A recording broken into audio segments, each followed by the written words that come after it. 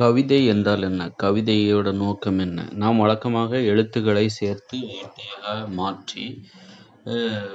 மாற்றி வாக்கியமாக பேசுகிறோம். வார்த்தைகளை ஒன்றோடு ஒன்று சேர்த்து வாக்கியமாக மாற்றி பிறருக்கு புரியும்படி பேசுகிறோம். நாம் பேசும்போது அது மற்றவர்களுக்கு புரிய வேண்டும். நாம் என்ன நோக்கத்தோடு பேசுகிறோம், எதை அவர்களுக்கு உணர்த்த வேண்டும் என்கிற நோக்கத்தோடு பேசுகிறோம். பிறருக்கு புரிய வேண்டும் நாம் எதை பற்றி பேசுகிறோம் என்பது கேட்பவர்களுக்கு புரிய வேண்டும். மொழி அவருக்கும் நமக்கும் ஒரே மொழி தெரிந்திருக்க வேண்டும். அவருக்கு தெரிந்த மொழியில் நாம் பேச வேண்டும். நமக்கு தெரிந்த மொழி அவருக்கும் கேட்பவருக்கும் தெரிந்திருக்க வேண்டும்.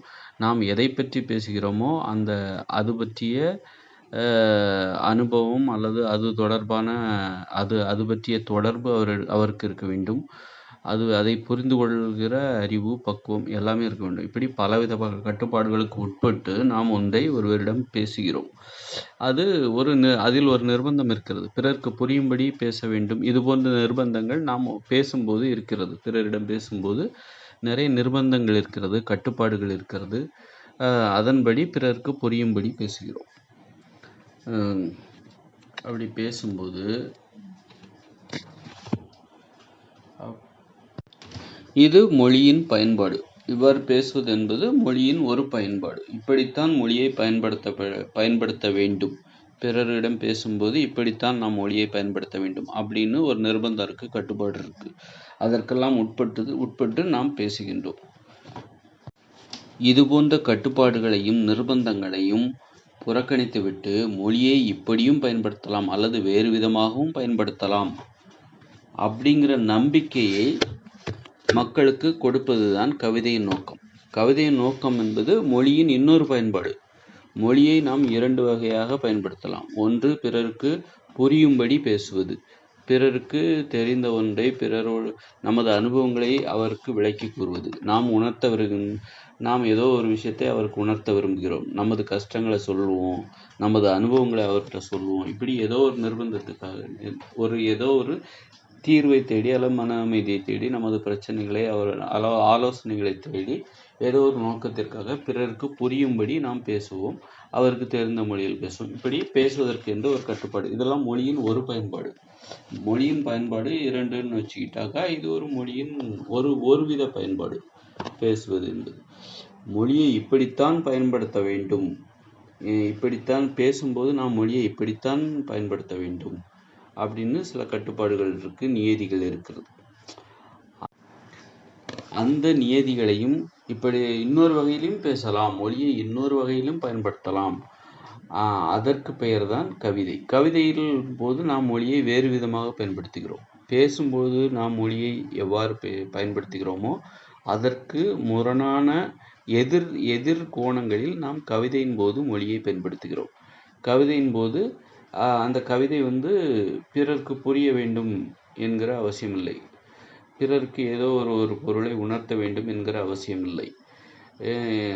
ஆனால் அப்படித்தான் தற்போதுள்ள காலங்களில் கவிதை எழுதப்பட்டு வருகிறது. கவிதை மூலமாக நாம் எதையோ ஒன்று சொல்கிறோம் அவர்களுக்கு. அறிவுரை அல்லது கதை அல்லது செய்தி அல்லது கற்பனை ஆகிய எதையோ ஒன்றை பற்றி பிறருக்கு புரிய வேண்டும் என்கிற நோக்கத்தோடு நாம் கவிதைகளை உருவாக்கி வருகிறோம். அப்படி என்றால் பேசுவதற்கான நோக்கமும் கவிதைக்கான நோக்கமும் ஒரே மாதிரி தானே இருக்கின்றது. அப்படி என்றால் மொழியின் பயன்பாட்டில் இருவேறு வகை என்பது இங்கு இல்லையே. கவிதையின் பயன்பாடும் ஒரே மாதிரியாகத்தான் இருக்கிறது. கவிதை அல்லாமல் பிறரிடம் பேசும்போதும் அவற்றின் பயன்பாடும் ஒரே மாதிரியாகத்தான் இருக்கிறது. நாம் பேசும்போதும் எதையாவது ஒன்றை பிறருக்கு புரிய வைக்க முயற்சி செய்கிறோம். ஆக கவிதையின் போதும் நாம் எதையாவது ஒன்றை பிறருக்கு புரிய வைக்க முயற்சி செய்கிறோம். கம்பர் கவிதை எழுதுகிறாரு. கம்பர் தனது கவிதை மூலமாக என்ன எழுதுகிறாரு? ஒரு ராமாயண கதையை சொல்ல முற்படுகிறார். திருவள்ளுவர் தனது திருக்குறள் எனும் கவிதை மூலமாக எதை சொல்ல ஏதோ ஒரு கருத்தை மக்களை வழிநடத்துகிற ஏதோ ஒரு கருத்தை சொல்ல முற்படுகிறார். பேசும்போது நாம் என்ன சொல்கிறோம்? ஏதோ நமது வாழ்க்கை அனுபவங்கள், ஏதோ ஒரு சம்பவத்தை அல்லது நாட்டு நடப்புகளை பற்றி ஏதோ ஒரு விஷயத்தை சொல்ல முற்படுகிறோம். ஏதோ ஒரு விஷயத்தை பிறருக்கு புரிய வைக்கிறோம். ஆக கவிதையின் பயன்பாடும் பிறரிடம் பேசுகின்ற பயன்பாடும் ஒரே மாதிரியாகத்தான் இருக்கிறது. நோக்கங்கள் இரண்டும் ஒரே மாதிரியாகத்தான் இருக்கிறது. கவிதையின் மொழி பயன்பாடும் கவிதையில் மொழி பயன்படுத்தப்படுகிற முறையும் பேசும்போது நாம் பயன்படுத்தப்படுகிற மொழியானது பயன்படுத்தப்படுகிற முறையும் இரண்டும் ஒரே விதமாகத்தான் இருக்கிறது. அப்படி இருக்கு. அப்போ இது வந்து என்ன, ஒரு கவிதைக்கும் பேசுவதற்கும் எந்த வித்தியாசமும் இல்லையா? அந்த வித்தியாசத்தை உணர்த்துவது தான் கவிதை. அந்த வித்தியாசம் வேண்டும். கவிதையில் அந்த வித்தியாசம் வேண்டும். பேசும்போது நம்ம மற்றவங்ககிட்ட புரியணும், ஒரு விஷயத்த பேசும்போது புரிவதற்கு தகுந்த வார்த்தைகளை போட வேண்டும், பயன்படுத்த வேண்டும் என்கிற, பிறருக்கு புரிய வைக்க வேண்டும் என்கிற சிரமத்தை அனுபவித்து கொண்டு பிறரிடம் பேசுகிறோம். ஆனால் உண்மையில் கவிதையில் அப்படிப்பட்ட சிரமங்களை நாம் அனுபவிக்க தேவையில்லை. பிறரை பற்றி நாம் கவலைப்படவே தேவையில்லை. பேசும்போது நாம் பிறருக்கு புரிய வேண்டும் என்று கவலைப்படுகிறோம். நமது அனுபவங்கள், நமது கஷ்டங்கள், நமது மகிழ்ச்சி, எல்லா உணர்ச்சிகளும் பிறருக்கு புரிய வேண்டும் என்று நாம் ஒரு கவலையுடனேயே பேசுகின்றோம். ஆனால் கவிதையில் அப்படிப்பட்ட கவலைகள் நமக்கு தேவையில்லை. பிறரை பற்றி கவலைப்படாமல் பிறருக்கு நாம் சொல்ல விரும்புகிற கருத்து அல்லது செய்தி அல்லது கதை எதுவும் பிறருக்கு புரிய வேண்டும் என்கிற அவசியமே கிடையாது கவிதையில். அப்படிப்பட்டது தான் கவிதை. கவிதை பிறரிடம் நாம் விடுபடுவது. பேசுவது என்பது நாம் பிறரிடம் பிறரோடு தொடர்புபடுத்தி நமது அனுபவங்களை, நமது உணர்வுகளை அவருக்கு புரிய வைக்கிறோம். கவிதை என்பது அப்படிப்பட்டது அல்ல. கவிதை என்பது பிறரிடமிருந்து விடுபடுவது, தனித்து இயங்கக்கூடியது, தனித்து நமது உணர்வுகளை வெளிப்படுத்தக்கூடிய. நமது உணர்வுகள் பிறருக்கு புரிய வேண்டும் என்கிற அவசியம் இல்லை. நாம் சொல்ல வருகிற கருத்து பிறருக்கு புரிய வேண்டும் என்கிற அவசியம் இல்லை. கவிதையின் போது கவிதை மூலமாக நாம் ஒரு கருத்தையோ கதையோ சொல்ல வேண்டிய அவசியம் இல்லை. ஏன் அப்படி சொல்ல வேண்டிய அவசியம் இல்லை என்றால், இப்பொழுது திருக்குறள் இருக்கிறது. அதில் ஒரு குறள் இருக்கிறது, அகர முதல எழுத்தெல்லாம் ஆதிபகவன் முதற்றே அப்படி என்று. அந்த குறள் மூலமாக திருவள்ளுவர் ஒரு கருத்தை மக்கள் மனதில் பதிய வைக்க முயற்சி செய்கிறார். ஆனால் அதை எல்லோரும் அவர் என்ன சொல்ல விரும்புகிறாரோ அதை அனைவரும் புரிந்து கொண்டனரா? அவர் என்ன சொல்ல வந்தார் என்று ஒவ்வொருவரும் உரை எழுதி கொண்டிருக்கிறார்கள். ஒவ்வொருவரும் தங்களுக்கு தகுந்தாற் போன்று புரிந்து கொள்கிறார்கள். ஆனால் பேசும்போது நாம் பிறருக்கு புரிய உணர்த்துகிற கருத்தை புரிய வைத்து விட முடியும். நாம் என்ன சொல்ல விரும்புகிறோமோ அதை பிறரிடம் சொல்லி புரிய வைத்து அதைத்தான் அவர் புரிந்து கொண்டாரா, நாம் என்ன சொல்ல விரும்புகிறோமோ அதைத்தான் அவர் புரிந்து கொண்டாரா என்பதை அவரை கேட்டே நாம் உறுதிப்படுத்தி கொள்ளவும் முடியும். ஆனால் கவிதையில் நாம் ஒன்றை சொல்ல நினைக்கிறோம், ஆனால் அவர் ஒன்றை பற்றி புரிந்து கொள்கிறார். அப்படிங்கும்போது எதற்காக நாம் அப்படி கவிதையில் சொல்ல வேண்டும்? நாம் சொல்ல இல்லை, எதற்காக அப்படி சொல்ல வேண்டும்? நாம் சொல்ல விரும்புகிற ஒரு கருத்து அவருக்கு வேறு விதமாக சென்றடைவதற்கு கவிதையில் அதற்கு நிறைய வாய்ப்புகள் இருக்குது. அதற்குத்தான் நிறைய வாய்ப்புகள் இருக்குது. அப்படி இருக்கும் பொழுது நாம் கவிதை மூலமாக பிறருக்கு நாம் ஏன் ஒரு கருத்தையோ அல்லது கதையோ சொல்ல வேண்டும்? கவிதை மூலமாக கருத்தை சொல்கிறவரின் நோக்கம் என்ன? உதாரணத்துக்கு திருவள்ளுவரின் நோக்கம் என்ன? அவர் ஒரு கருத்தை மக்களிடம் கொண்டு செல்ல வேண்டும் என்று ஆசைப்பட்டாரா? அல்லது கம்பர் தனது கதையின் மூலமாக ராமாயணத்தை மக்களிடம் கொண்டு செல்ல ஆசைப்பட்டாரா? அப்படி என்றால் அந்த கதையே சொல்லலாமே, அல்லது திருவள்ளுவர் தன்னுடைய கருத்தையே வெளிப்படையாக புரியும்படி சொல்லலாமே. அவருடைய நோக்கம் என்ன? கவிதை தன்னுடைய கவிதை திறனை மக்களிடம் வெளிப்படுத்துவதா அல்லது கருத்தை வெளிப்படுத்துவதா அல்லது இரண்டுமே அவரது நோக்கமா? அப்படி என்றால் இரண்டு நோக்கங்களும் அங்கு வெற்றி அடைந்ததா? அவர் சொல்ல விரும்புகிற கருத்து மக்களுக்கு தெளிவாக போய் சேர்ந்ததா? இன்று வரை அந்த கருத்து அவர் சொல்ல விரும்புகிற கருத்து, திருவள்ளுவர் சொல்ல விரும்புகிற கருத்தை நாம் யாராவது ஒருவர் நமக்கு அதன் தெளிவுரையை சொன்னால்தான், அவர் இதைத்தான் சொல்ல வருகிறார், திருவள்ளுவர் இதைத்தான் சொல்கிறார் என்று யாரோ ஒருவர் அல்லது பலரும் நமக்கு சொன்னால்தான் நமக்கு புரிகிறது அவர் இதைத்தான் சொல்ல வருகிறார். கம்பராமாயணத்தை அவர் எழுதி வைத்து விட்டு போனார். அதை விளக்கி கூறுவதற்கு புலமை வாய்ந்தவர்கள் நமக்கு தேவைப்படுகிறார்கள். இல்லை என்றால் நமக்கு அது புரிய போவதில்லை. அப்படி என்றால் அந்த கம்பரின் நோக்கம் அங்கு வெற்றி பெற்றதா? திருவள்ளுவரின் நோக்கம் அங்கு வெற்றி பெற்றதா? மக்களுக்கு ஒரு கருத்தை சொல்ல வேண்டும் என விரும்புகிற அந்த திருவள்ளுவரின் நோக்கம் வெற்றி பெற்றதா? கம்பர் ஒரு கதையை மக்களுக்கு சொல்ல வேண்டும், ராமாயணம் என்னும் ஒரு கதையை மக்களுக்கு சொல்ல வேண்டும் என்கிற கம்பரின் நோக்கம் வெற்றி பெற்றதா? இல்லை என்று தானே பொருள். யாரோ ஒருவரின் உதவி இல்லாமல் மக்களுக்கு அதன் உண்மை, அதில் உள்ள கருத்தோ அல்லது கதையோ நமக்கு தெரிய போவதில்லை, எளிதாக தெரிந்துவிடவும் முடியாது. இது மரபு கவிதைகளில் உள்ள பிரச்சனை மட்டுமல்ல, நவீன கவிதைகளிலும் இந்த பிரச்சனை இருக்கிறது. கவிதையை 2-3 தடவை படிக்க வேண்டியிருக்கிறது. அதில் என்ன அவர் சொல்லியிருக்கிறார் என்று நாம் 2-3 தடவை கேட்டு தெரிந்து கொள்ள வேண்டிய அவசியம் இருக்கிறது. ஆதலால் இதனையெல்லாம் தவிர்க்கும் பொருட்டு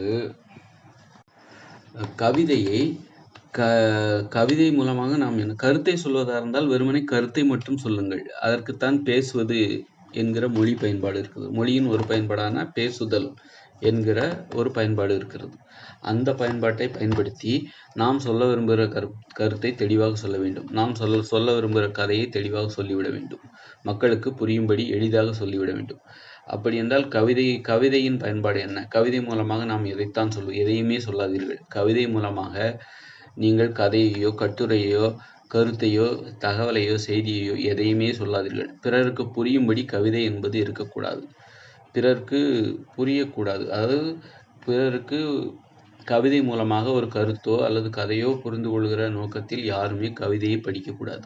கவிதை என்பது அதற்கானது அல்ல. கதையை புரிய வைப்பதற்காகவோ, கருத்தை சொல்வதற்காகவோ, செய்தியையோ தகவல்களையோ சொல்வதற்காகவோ, கற்பனையை விளக்குவதற்காகவோ கவிதையை பயன்படுத்தக்கூடாது. இதுநாள் வரை நாம் அவ்வாறு பயன்படுத்தினோம். அது இதுநாள் வரையோடு முடிந்து போனது. இனிமேல் அப்படி கிடையாது. கவிதைக்கான புதிய இலக்கணத்தை தான் நான் உங்களிடம் சொல்லிக் கொண்டிருக்கிறேன். கவிதை என்பது பிறரிடம் இருந்து விடுபட்டு தனித்து இயங்கக்கூடிய தன்மை பெற்றது. பிறரிடமிருந்து நாம் விடுபட்டு விடுகிறோம். நமது உலகம் தனியாக புதிய ஒரு உலகத்தை கலையின் பயன்பாடு என்னன்னா, தற்போது நாம் வாழ்ந்து கொண்டிருக்கிற உலகத்திலிருந்து விடுபட்டு நாம் ஒரு புதிய உலகத்தில் பயணிப்பது போன்றது. புதிய உலகத்தை உருவாக்குவதுதான் கலை படைப்பின் நோக்கமாகும். கவிதை மூலமாக நாம் ஒரு புதிய உலகத்தை பார்க்க வேண்டும்.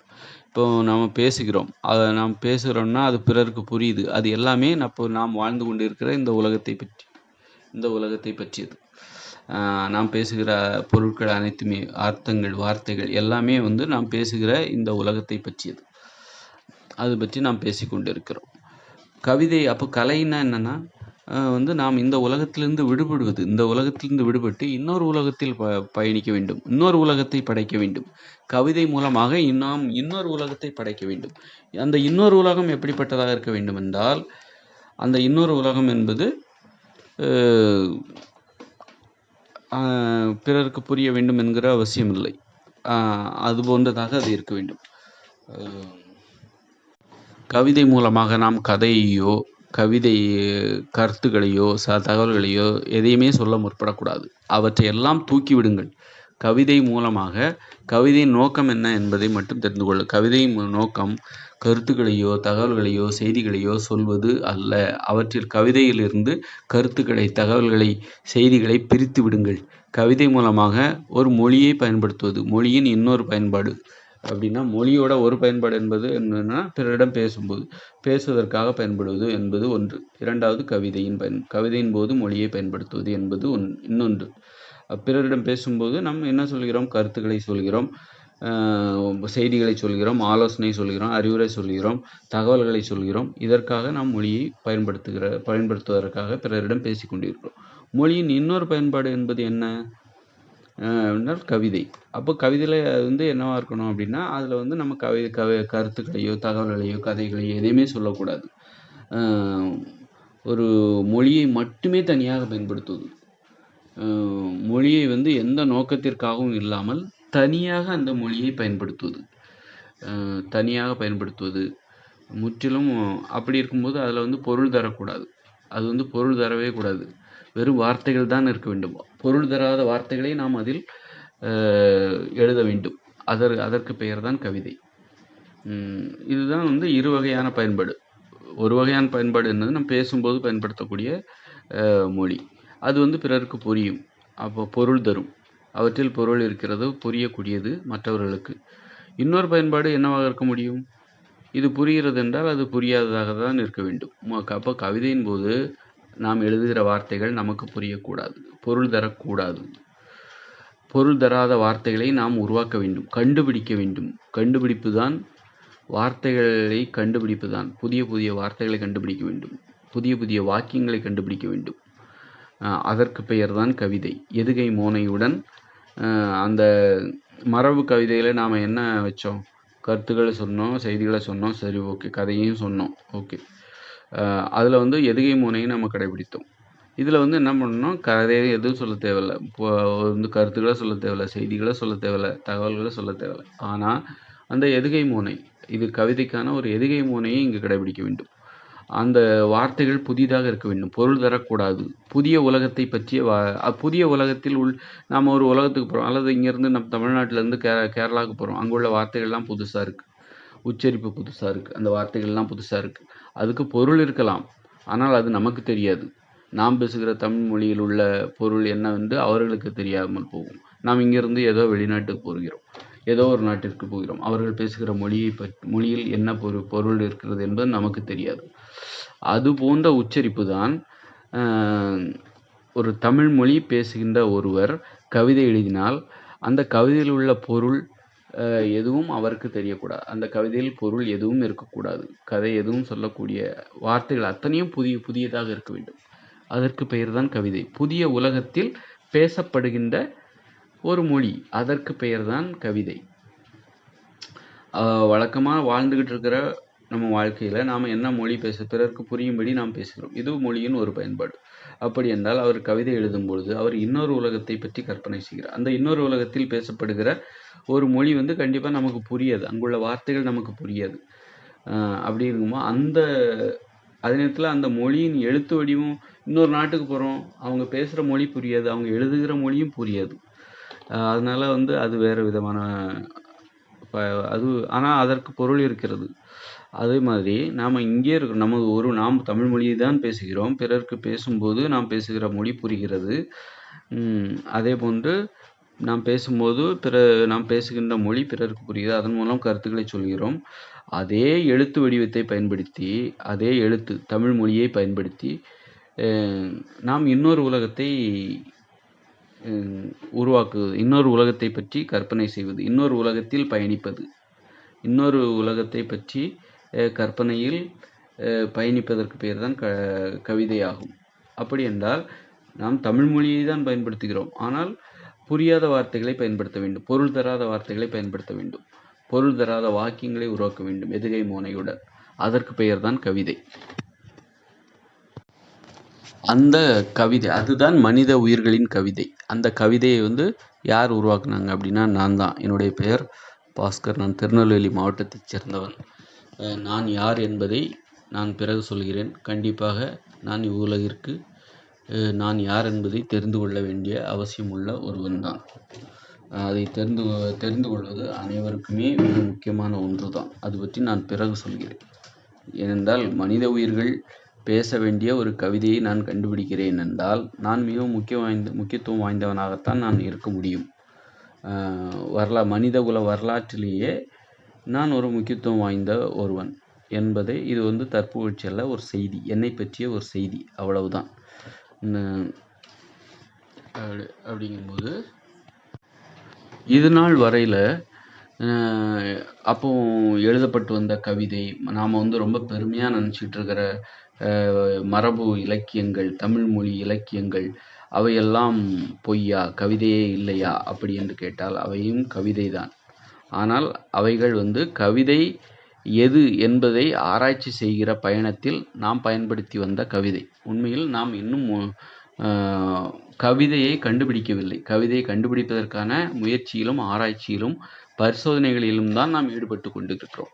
அதற்காகத்தான் மரபு கவிதை, அப்புறம் வந்து புது கவிதை, ஐக்கு கவிதை, அப்படி இப்படின்னு இதெல்லாம் வந்து பரிசோதனை முறைகள். இறுதியாக நாம் கவிதையை கண்டுபிடிக்க வேண்டிய அவசியம் நமக்கு வந்துள்ளது. அந்த அவசியத்தில் முழுமையடைந்து விட்டோம். அந்த முயற்சியில், ஆராய்ச்சியில் நாம் வெற்றி பெற்று விட்டோம். கவிதை என்பதை நான் கண்டுபிடித்து விட்டேன். கவிதைக்கான இலக்கணத்தை தான் நான் உங்களுக்கு சொல்கிறேன். கவிதையை எப்பொழுது கண்டுபிடிக்கப்படுகிறது என்றால், மொழி தனது வளர்ச்சியில் முழுமையடையும் பொழுதுதான் கவிதை கண்டுபிடிக்கப்படுகிறது. தமிழ் மொழி என்பது தனது வளர்ச்சியில் தற்போதைய காலகட்டத்தில் தான் முழுமையடைந்துள்ளது. இதுவரை தமிழ் மொழி முழுமையடையவில்லை. இப்பொழுதுதான் முழுமையடைகிறது. எனது ஆராய்ச்சியோடு தமிழ் மொழி என்பது தன்னிறைவு அடைகிறது, தனது வளர்ச்சியில் முழுமையடைகிறது.